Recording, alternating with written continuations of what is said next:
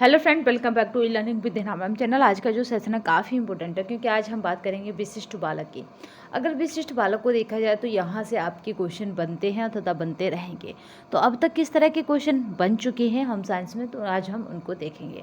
प्रतिभाशाली बालक या समस्यात्मक बालक दोनों ही विशिष्ट कैटेगरी में आते हैं, तो इसलिए यहाँ पे साफ मेंशन है कि प्रतिभाशाली बालक और समस्यात्मक बालक जो आपके क्या है, अपने एज ग्रुप तथा क्लास से अधिक जानते हैं, वो भी एक विशिष्ट बच्चा है। और समस्यात्मक जो अपनी एज तथा क्लास से कम जानता, वो भी एक विशिष्ट बच्चा है।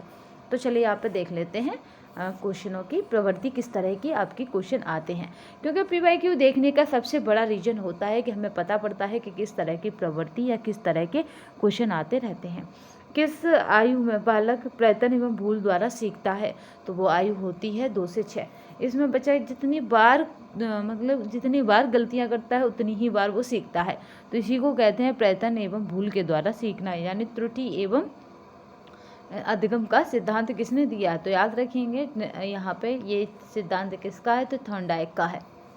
ठीक है, थॉर्नडाइक ने क्या कहा है कि बच्चा अपनी ही गलतियों से सीखता है। थॉर्नडाइक ने यहाँ पे 1898 में प्रतिपादन किया था कि इस सिद्धांत द्वारा उन्होंने यह पता लगाया था कि पशुओं और मानवों को सिखाने में प्रयास एवं भूल का विशेष महत्व है। ठीक है, प्रयासों का एवं भूल का विशेष महत्व है। तो यहाँ पे क्या है, 2 से 6 वर्ष की अवस्था में बच्चा इस तरह का करता है। चलिए नेक्स्ट क्वेश्चन देखते हैं। विशेष शिक्षा का अर्थ है तो क्या है, तो यह है विशिष्ट बालकों को शिक्षा।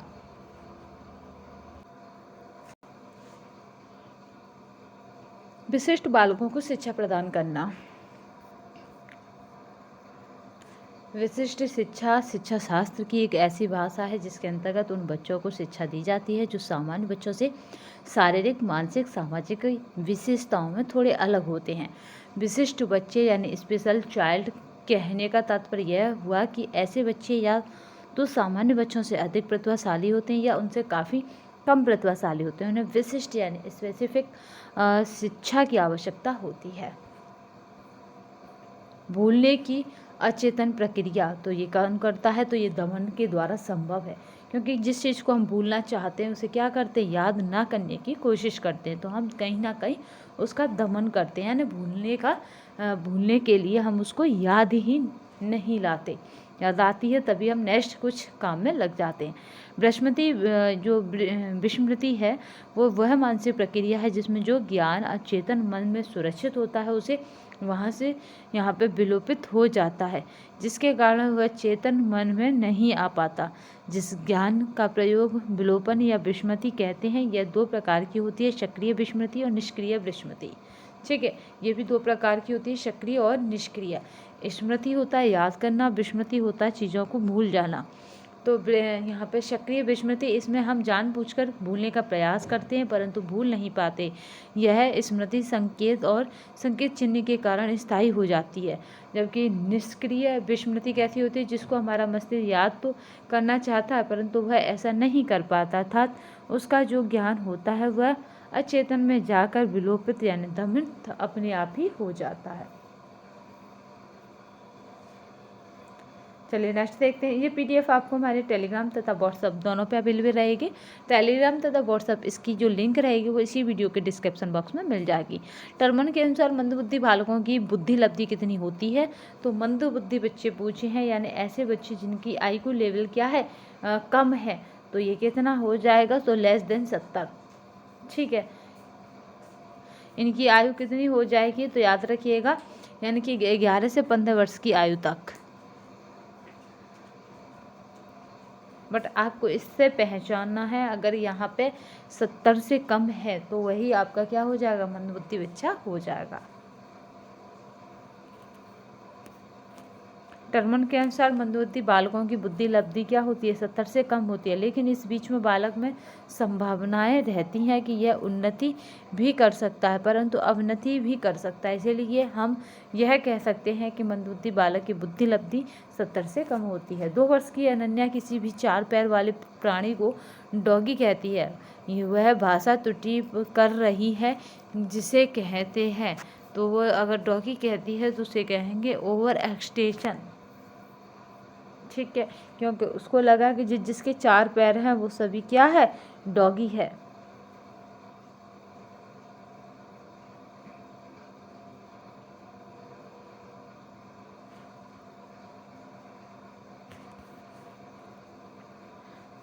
चलिए नेक्स्ट देखते हैं। 2 वर्ष की अनन्या किसी भी 4 पैर वाले प्राणी को क्या कहती है, डॉगी कहती है।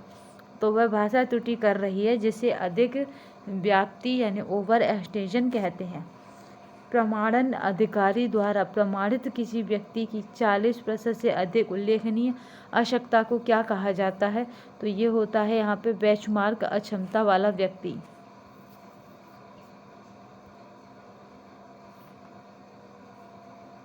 प्रमाणन अधिकारी का मतलब 40% से अधिक है तो वो इस तरह का व्यक्ति कहलाएगा। समूह के साथ अन्योन्य क्रिया करने में समस्या या अपनी इच्छाओं और आवश्यकताओं को बता पाने में समस्या वाले बच्चों को क्या कहते हैं, तो यहाँ पे होता है अंतःकारी समस्याएं। भी जो इसका है राइट आंसर हो जाएगा।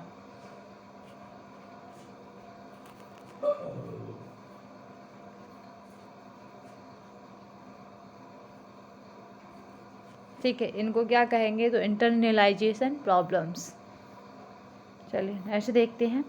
दंड को अधिक प्रभावी बनाने दंड को अधिक प्रभावशाली बनाने की विधियां हैं, तो कौन कौन सी हैं, तो यहाँ पे हो जाता है वो कौन कौन सी विधि हैं, तो वर्णन करना, अभिभावक बालक में स्नेहपूर्ण संबंध है, और यहाँ पे हो जाएगा एकरूपता। सूची 1 और सूची 2 इनको क्या करना है, आपस में मिलाना है।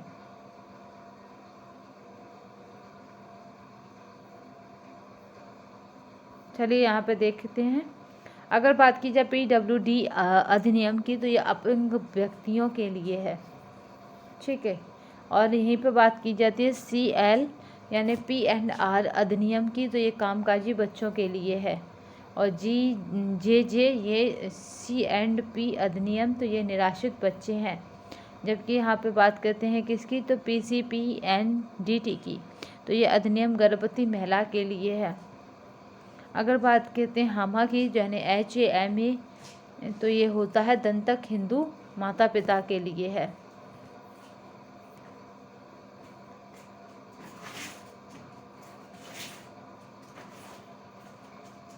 ठीक है, तो इस तरह से यहाँ पे जो है वो टर्म कैसे हैं, वो हिंदी में है और यहीं पे ये अच्छे से कवर हो रहे हैं। तो यहाँ पे याद रखिएगा PWD, तो ये किसका है, तो ये अपंग व्यक्ति के लिए है।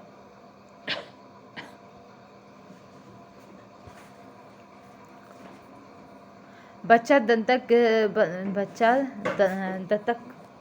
ग्रहण करने पर विशेष चुनौतियों का सामना करना पड़ता है, क्योंकि दत्तक ग्रहण करने वाले अभिभावकों को बच्चों को परिवार में एकीकृत करने की ज़रूरत होती है। और यहाँ पर अगर नेक्स्ट इसी में देखें, दत्तक ग्रहण किए गए बच्चे हमेशा समस्याग्रस्त होते हैं। दत्तक का मतलब है गोद लिए गए बच्चे, तो याद रखिएगा A सही है परंतु R गलत है। ऐसे बच्चे हमेशा कहा है इसने, इसलिए ये टर्म गलत हो जाता है कि हमेशा समस्याग्रस्त होते हैं, ऐसा नहीं पाया गया है।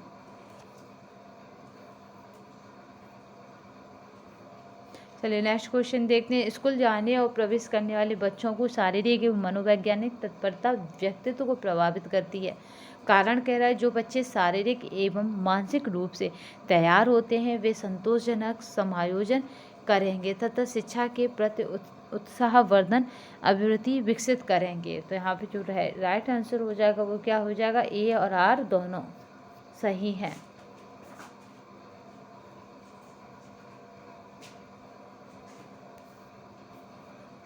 यहाँ पे क्या है, अभिकथन है, फिर उसका कारण है। प्रारंभिक वर्षों में लंबी अवधि तक स्थानीयकरण झेलने वाले बच्चों में अधिगम समस्याओं की संभावना अधिक होती है। कारण कह रहा है यहाँ पे कतिपय क्षमताओं के उभार के लिए पहले 6 वर्ष महत्वपूर्ण होते हैं और वचना के नकारात्मक परिणाम होते हैं। तो यहाँ पे जो राइट आंसर है वो क्या हो जाएगा, तो यहाँ पे A और R दोनों सही हो जाएगा। एक अध्यापक नोटिस करता है कि उसका एक विद्यार्थी नियमित रूप से बोर्ड से गलत कॉपी कर रहा है, तो माता पिता को किस की जांच की सलाह देता है। तो यहाँ पे जो गलत कॉपी कर रहा है बच्चा, तो किसकी, तो या तो उसमें क्या नहीं है, तो याद रखिएगा या तो उसकी दृष्टि खराब है, या बौद्धिक अक्षमता में सही नहीं है, या फिर यहाँ पे डायस्लेक्सिया है उसको। ठीक है, इसीलिए वो इस तरह का करता है कि बोर्ड पे लिखे हुए अक्षरों को भी गलत उतार रहा है।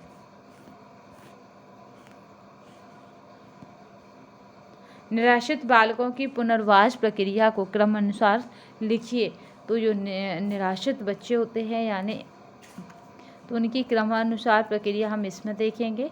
बालक परित्यक्त पाया गया हो, CWC द्वारा की गई जांच है, बालक निराश्रित एवं दत्तक ग्रहण के लिए कानूनी तौर पर स्वतंत्र घोषित हो, और यहाँ पे SAA द्वारा भारतीय अभिभावकों की तलाश का प्रयास है, और यहाँ पे जो रहेगा वो क्या है, SARA यानी अंतर्देशीय दत्तक ग्रहण के लिए विचारणीय नहीं का प्रमाण पत्र देता है।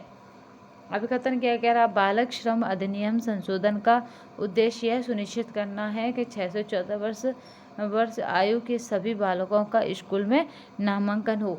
अब कारण क्या कह रहा है, RTE अधिनियम के तहत यह सुनिश्चित करना राज्य की जिम्मेदारी है कि 18 वर्ष के नीचे सभी बालकों को निःशुल्क एवं अनिवार्य शिक्षा प्रदान की जाए। तो यहाँ पे जो राइट आंसर बन जाएगा वो क्या बन जाएगा, तो यहाँ पे A सही है परंतु R गलत है, क्योंकि बाल श्रम अधिनियम संशोधन का उद्देश्य क्या है, यह सुनिश्चित करना कितने 6 से 14 वर्ष की आयु के बच्चों की सभी बालकों को स्कूल में नामांकन हो। समाजमिति बालक में ... मापन उपकरण है, तो ये किस को मापने के लिए है, तो याद रखेंगे ये कैसा मापन है, तो ये साथी समूह के साथ संबंध को मापन है।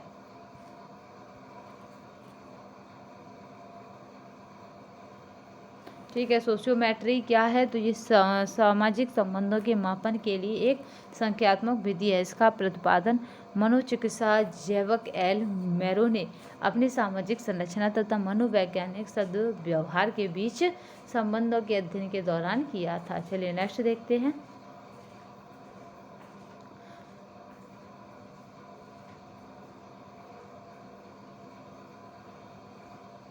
यहाँ पे हो जाएगा, विकलांग बच्चों को केवल विकलांग बच्चों के साथ ही शिक्षित किया जाना चाहिए, जबकि कारण कह रहा है केवल एक विकलांग ही विकलांग की समस्या को समझ सकता है। तो यहाँ पे A और R दोनों ही गलत हैं, क्योंकि इस तरह का साइकोलॉजी करने की मना करती है, क्योंकि वो दोनों एक ही विचारधारा के होंगे, एक ही तरह से प्रभावित हैं, इसलिए एक ही सी उनकी विचारधारा होगी। नवोदय विद्यालय निम्न में से किसके लिए खोजे गए, तो यहाँ पे जो राइट आंसर होगा याद रखें वो क्या हो जाएगा, ग्रामीण प्रबुद्ध छात्रों के लिए खोजे गए, यानी रूरल टैलेंटेड स्टूडेंटों के लिए खोले गए हैं नवोदय विद्यालय। ठीक है, 1806 की जो पॉलिसी थी, 1986 की जो पॉलिसी थी एजुकेशन पॉलिसी, उसके तहत ये रूरल एरिया में जो मेधावी बच्चे होते हैं, टैलेंटेड बच्चे होते हैं, उनके लिए नवोदय विद्यालय खोले गए हैं।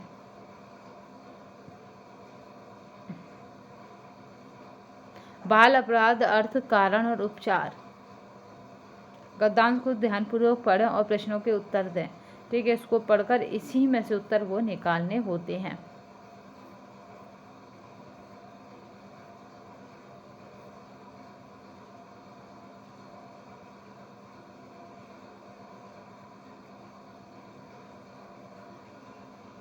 चलिए नेक्स्ट क्वेश्चन देखते हैं। इनमें से आपको इसी में से पेयर जोड़ के करना होगा।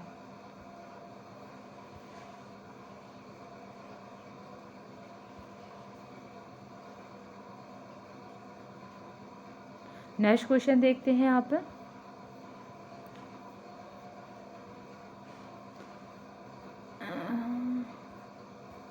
इतना बड़ा जो अंशेष दी ये केवल और केवल इससे ही रिलेटेड है। चलिए यहाँ देखते हैं।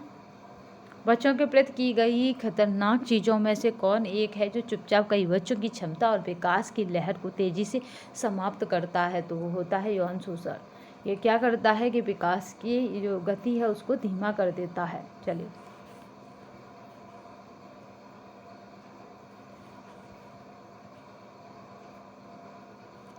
संस्थाओं में रहने वाले वे बच्चे जो आरंभिक वर्षों में प्यार और दुलार से वंचित रह जाते हैं, उनमें बड़े होकर नकारात्मक परिणाम देखे जाते हैं। आरंभिक वर्षों में वंचित होने से लगाव संबंधी विकार हो जाते हैं और बाद में विश्वास के विकास में कमी आ जाती है। तो यहाँ पे पूछ रहा है कारण और कथन दोनों सही है क्या? तो आप बताएंगे कि हाँ, ए और आर दोनों ही सही हैं। निम्नलिखित साधनों के अधिनियम से प्रारंभ से लेकर नवीनतम तक के क्रम को व्यवस्थित कीजिए। तो यहाँ पे जो राइट आंसर हो जाएगा वो क्या हो जाएगा? तो जो हो जाएगा अनैतिक मानव व्यवहार यानी रोकथाम अधिनियम।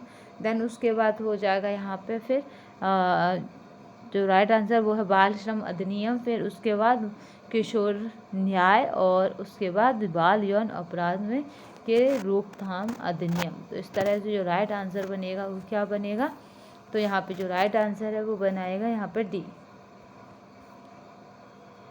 अनैतिक मानव व्यवहार यानी रोकथाम अधिनियम, बाल श्रम अधिनियम, किशोर न्याय यानी देखभाल एवं रक्षा, बाल अधिनियम, बाल यौन अपराध अधिनियम। अभिकथन बालक एक वह बालक जो 16 वर्ष की कम आयु के हैं एवं जिन्होंने कोई अपराध किया हो उन्हें विधि विरोधी कानून कहते हैं। तो यहाँ पे नेक्स्ट कह रहा कारण कह रहा 16 वर्ष से कम आयु के बालकों को भोला एवं पवित्र माना जाता तथा उन्हें उनके अपराध का दंड कम दिया जाता है। तो यहाँ पे पूछा जा रहा कारण और कथन में से कौन सा सही है? तो यहाँ पे याद रखिएगा ए और आर दोनों ही को स्टेटमेंट को यहाँ पर गलत बताया गया है।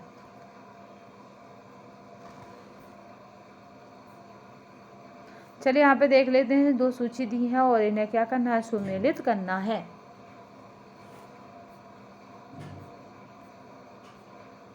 विकलांग व्यक्ति जिसको हम किससे इंडिकेटर करते हैं? तो PWD से। ठीक है, ये बाल यौन अपराध को यहाँ पे फॉक्सको, ये किस पर लगा था? फॉक्सको। तो याद रखेंगे कि वो कौन से गुरु थे? सत्संग करते थे, अभी भी फॉक्सको की ही वजह से वो जेल में हैं। बाल यौन अपराध जो उन पर एक्ट लगाया गया, या कहें कि उन पर यही फॉक्सको लगाकर उन्हें मतलब जेल के पीछे भेजा गया।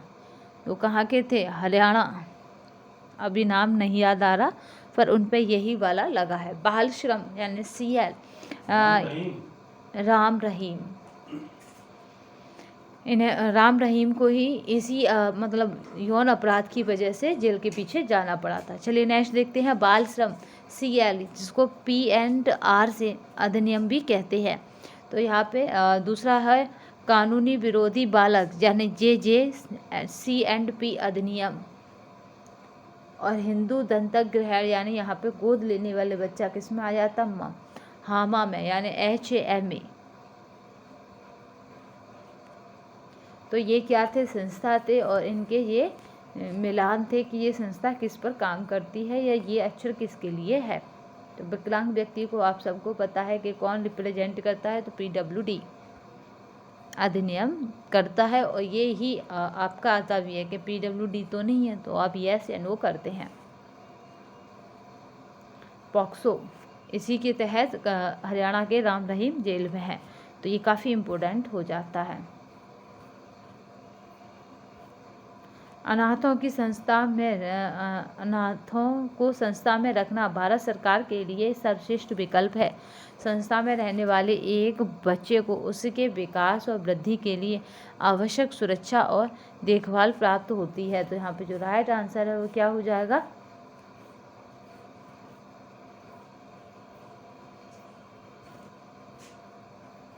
तो यहाँ पे जो राइट आंसर है वो क्या हो जाएगा? तो यहाँ पे हो जाएगा ए और आर दोनों गलत हैं। बाल श्रम बच्चे के विकास के लिए अधिकार का घोर उल्लंघन है। कारखानों में काम करने वाले बच्चे स्कूल नहीं जा पाते, उनका शारीरिक रूप से शोषण किया जाता है और उन्हें मजदूरी भी कम दी जाती है। तो यहाँ पे जो राइट आंसर है वो क्या हो जाएगा? तो ए और आर दोनों सही है। वह स्थान जहाँ पर बाल अपराधियों का मुकदमा क्या होता है? पूर्ण होने तक रखते हैं, उसको क्या कहते हैं? तो उसको कहते हैं पर्णग्रह।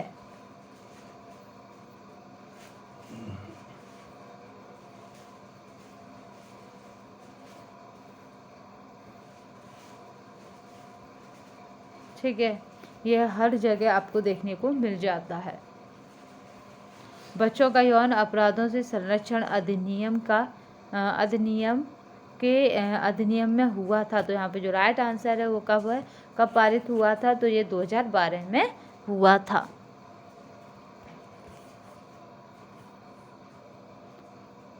बच्चों का यौन अपराधों से संरक्षण अधिनियम 2012 में अधिनियमित हुआ था। कितने वर्ष के नीचे बच्चे बाल अपराधी कहलाते हैं? तो ये यहाँ पे राइट आंसर जो हो जाएगा वो है 18 वर्ष के नीचे के बच्चे बाल अपराधी कहलाते हैं। वर्तमान समय में लड़कों की जो आयु है वो 16 है, लड़कियों की कितनी है? तो 18 है। यानी 18 तक अगर वो कोई अपराध करती हैं तो वो बाल अपराध की श्रेणी में आएगा। बॉयज़ अगर कोई 16 वर्ष तक अपराध करते हैं तो वो बाल अपराध की श्रेणी में आएगा।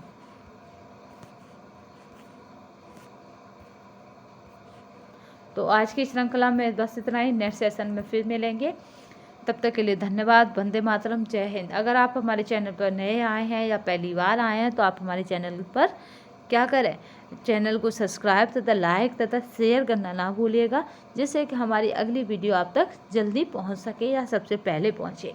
तो आज के लिए बस इतना ही। ये PDF हमारे टेलीग्राम तथा व्हाट्सएप दोनों पे अवेलेबल रहेगी, तो आप कभी भी प्राप्त कर सकते हैं। तो आज के सेशन में बस इतना ही। नेक्स्ट सेशन में फिर मिलेंगे, तब तक के लिए धन्यवाद। वंदे मातरम, जय हिंद।